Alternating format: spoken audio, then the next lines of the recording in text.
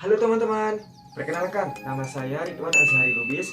Saya mahasiswa dari Universitas Islam Negeri Sumatera Utara, Fakultas Ekonomi dan Bisnis Islam, serta jurusan Ekonomi Islam semester 3. Nah teman-teman, di sini saya akan menjelaskan materi tentang mata kuliah Ekonomi Makro Islam dengan judul Inflasi dalam Ekonomi Islam.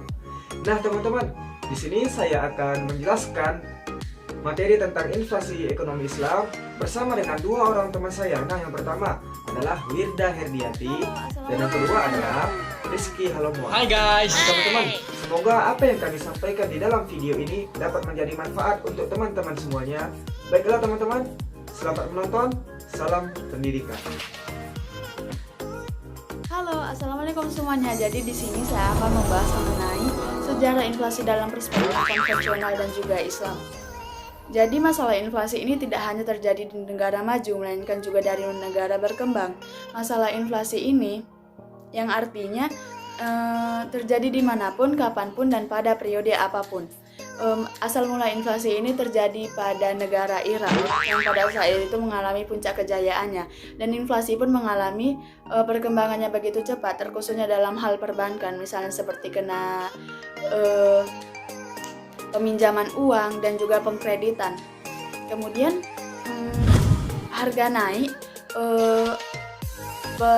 pembeli harus memenuhi harga dari suatu perusahaan tersebut. Apabila tidak memenuhi, maka pembeli itu harus mengurangi tingkat produksinya.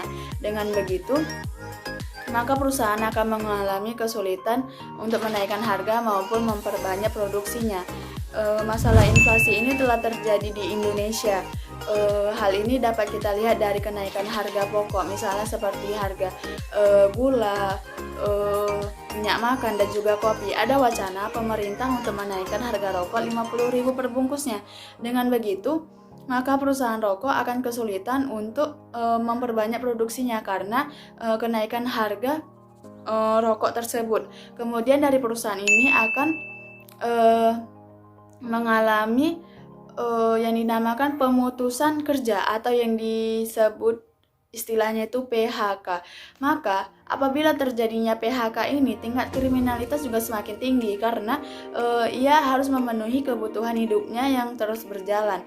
Maka apabila ia di PHK, maka ia harus memenuhi kebutuhannya dan juga akan membutuhkan uang begitu cepat dan begitu instan dengan perampokan, pencurian, dan juga pemalingan gitu kan. Maka tingkat kriminalitas juga akan semakin tinggi. Pada masa Rasulullah, tingkat inflasi ini jarang terjadi. Apabila terjadi pun tidak berlangsung begitu lama karena Rasulullah telah menerapkan sistem perekonomian dalam Islam. Baiklah teman-teman, untuk materi yang kedua adalah teori inflasi konvensional. Nah, istilah inflasi ini juga digunakan untuk mengartikan peningkatan persediaan uang yang kadangkala ini dilihat sebagai penyebab meningkatnya harga. Nah, inflasi ini juga dapat disebabkan oleh dua hal, yaitu tarikan permintaan, dan yang kedua adalah desakan produksi ataupun juga desakan distribusi. Nah, sedangkan untuk sebab kedua ini itu lebih dipengaruhi oleh peran negara dalam kebijakan fiskal, kebijakan pembangunan infrastruktur, kemudian regulasi dan juga sebagainya. Oke, selanjutnya jenis inflasi. Nah, jenis inflasi ini terbagi menjadi tiga. Yang pertama berdasarkan sebab. Nah, berdasarkan sebab ini itu dibagi lagi menjadi dua. Nah, yang pertama ada demandful inflation. Nah, inflasi ini bermula dari kenaikan penerimaan harga total, sedangkan produksinya itu telah berada pada kesempatan kerja penuh atau hampir mendekati kesempatan kerja penuh. Nah, yang kedua ada cost push inflation. Nah, cost push inflation ini berbeda dengan demand pull inflation itu. Nah, kalau cost push inflation ini biasanya itu ditandai dengan kenaikan harga serta turunnya produksi. Nah, jadi inflasi ini itu dibarengi dengan resesi gitu. Oke. Nah, yang kedua adalah jenis inflasi berdasarkan asal. Nah, berdasarkan asal ini dibagi juga menjadi dua. Yang pertama ada domestic inflation dan import inflation. Nah, domestic inflation ini singkatnya itu seperti inflasi yang berasal dari dalam negeri, contohnya seperti defisit anggaran negara. Nah, yang kedua ada import inflation. Nah, import inflation ini kayak seperti inflasi yang tertular dari luar negeri gitu, dikarenakan harga barang ekspor yang naik. Nah, selanjutnya adalah jenis inflasi yang ketiga. Nah, yaitu menurut tingkat keparahannya. Nah, menurut tingkat keparahannya itu dibagi menjadi 4, yaitu ada 10%. Nah, kalau 10% ini bisa kita bilang di bawah ringan lah ya. Nah, yang kedua ada inflasi 20%. Nah, tingkat inflasi 20% ini biasa disebut dengan hyperinflasi atau bisa kita bilang sebagai inflasi ringan. Nah, yang ketiga adalah inflasi 30%. Nah, inflasi 30% ini itu tingkat keparahannya masih di antara 10% sampai 30%, ya di atas ringan lah. Nah, selanjutnya adalah inflasi 40%. Nah, inflasi 40% ini udah bisa dikategorikan sebagai inflasi tinggi atau inflasi besar karena tingkat keparahannya itu udah mencapai 30% sampai dengan 100% gitu. Kemudian kebijakan pemerintah dalam mengatasi dampak inflasi. Nah, yang pertama itu ada kebijakan moneter. Nah, kebijakan moneter ini itu dilakukan dengan beberapa cara. Yang pertama itu menaikkan hasil produksi. Nah, selanjutnya itu mengawasi upah dan harga barang produksi supaya harga dari barang tersebut tidak mengalami kenaikan. Nah, kemudian selanjutnya adalah kebijakan fiskal. Nah, kebijakan fiskal ini yang berhubungan dengan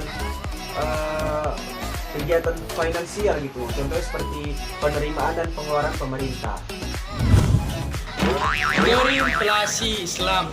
Nah, sebenarnya Islam tidak mengenal istilah inflasi karena mata uang yang stabil dengan yang digunakan mata uang dinar dan dirham. Penurunan nilai masih mungkin terjadi, yaitu ketika nilai emas yang menopang nilai nominal dirham itu mengalami penurunan. Di antaranya akibat ditemukan emas dalam jumlah yang besar, tapi karena ini kecil sekali kemungkinannya untuk ada penurunan atau inflasi di dalam Islam tersebut. Nah, ekonomi Islam Taqiyuddin Ahmad bin Al-Mari 364 sampai dengan 1441 Masehi menggolongkan inflasi dalam dua golongan. Yang pertama yaitu inflasi alamiah atau natural inflation. Nah, inflasi alamiah adalah inflasi yang terjadi secara alami. Namanya juga inflasi alami. Ya, terjadi karena alami. Nah, bukan disebabkan oleh berbagai macam penyimpangan yang dilakukan oleh para penguasa negara.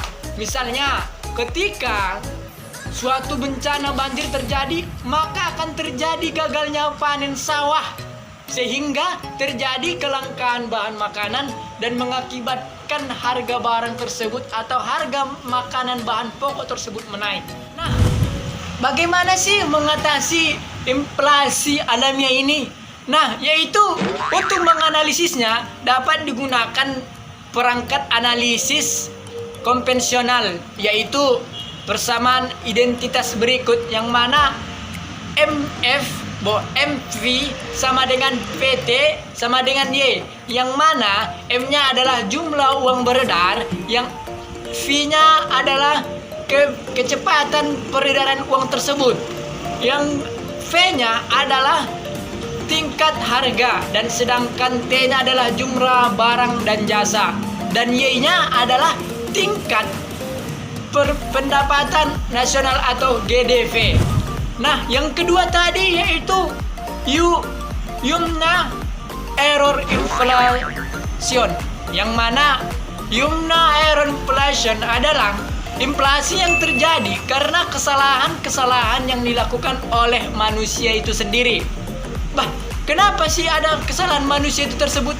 Sebagaimana Allah Subhanahu wa Ta'ala berfirman dalam Al-Quran, Quran Surah Ar-Rum ayat 41, yang artinya telah nampak kerusakan di darat dan di laut. disebabkan oleh perbuatan tangan manusia. Nah, supaya mereka merasakan sebagian dari akibat yang mereka perbuat agar mereka kembali ke jalan Allah Subhanahu wa taala. Nah, human error inflation dapat dikelompokkan menurut penyebab-penyebabnya, yaitu ada 3 kelompok. Kelompok dan administrasi yang buruk. Yang kedua yaitu pajak yang berlebihan. Yang ketiga ialah efek yang ditimbulkan dari inflasi pencetakan uang menarik keuntungan. Efek terjadinya inflasi dapat kita lihat dari PPT ini. Oke.